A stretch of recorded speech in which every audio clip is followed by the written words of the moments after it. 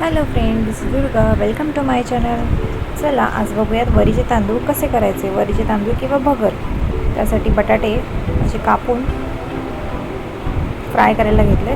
त्याच्यामध्ये आपण हे शेंगदाण्याचं कूट म्हणजे कच्चे शेंगदाणे आणि मिरच्या असं हे वाटून घेतलं आहे मी. ते पण त्याच्यामध्ये कमी तेलामध्ये फ्राय करून घ्यायचं. हे बघा, हे आहे वरीचे तांदूळ किंवा भगर असं म्हणतात त्याला. हे स्वच्छ धुवून घेतलं होतं मी आणि हे याच्यामध्ये मिक्स केलं. एकदम इझी आणि हेल्दी रेसिपी आहे. हे असं हलवून घ्यायचं, मिक्स करून घ्यायचं प्रॉपरली. थोडंसं मीठ टाकून छान हलवून घेतलं. हे मोस्टली उपवासासाठी बनवतात, पण चपाती भाजी भात हे खायचा कंटाळा आला तर आपण हे बनवू शकतो. थोडंसं पाणी टाकून घेतलं याच्यामध्ये, अंदाजे टाकलं आहे मी.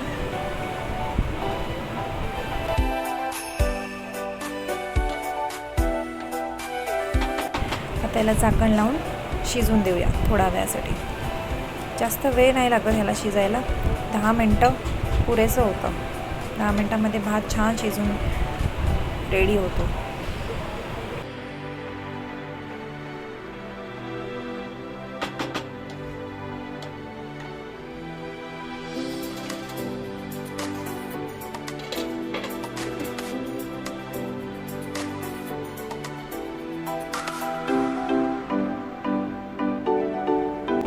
पाच मिनिटानंतर मी उघडून बघितलं. हे बघा, थोडंसं पाणी आहे.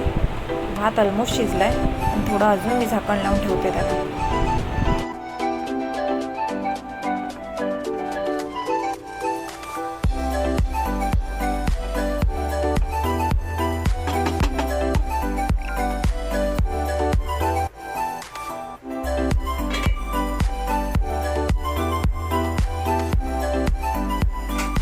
हे बघा, भात मस्त रेडी झाला आहे. पाणी पण गेलं आहे त्याच्यामधलं.